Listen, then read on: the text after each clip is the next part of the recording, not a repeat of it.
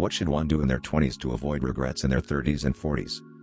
If you're in a relationship that is making you feel bad more often than good, end it sooner rather than later. Some things need to be learned the hard way if we want to have any personal growth.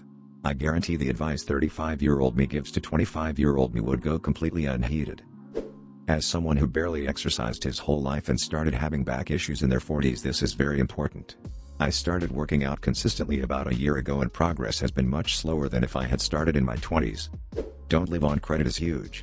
If you spend more on your card than you can pay, you're doing it wrong. I know it's not always as black and white as that, with financial issues, but seriously do your damnedest to keep up with your credit card payments. I don't mean making the minimum. I mean paying it off every month. If it goes up, it's really hard to bring it down again. So strongly agree with this one, and I wish credit, debt and general financial management was a much bigger part, if offered at all, of education. It can ruin your life so easily and so quickly. After a lousy experience in my teens where I was already just barely scraping by, my then BF borrowed my card. I thought it was well hidden, to go on a one-night drinking binge. It ruined my credit and took 8 long years of sacrifices on my part, and another 7 years to get my credit back on track.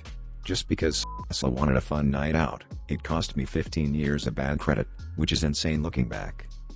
I'm only 28 and after a decade of playing and regularly attending metal gigs along with doing trade work at the same time, I'm showing early signs of hearing loss in one ear and tinnitus as well. Looking after your body is cooler than you think. I wish I'd actually taken some time off for myself. All I did was work through my 20s.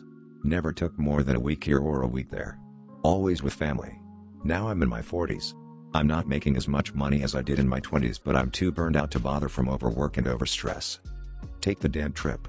Even if it sucks, do it anyway so you can at least say that you took the time to try to enjoy yourself instead of ruined your health for someone else to get rich.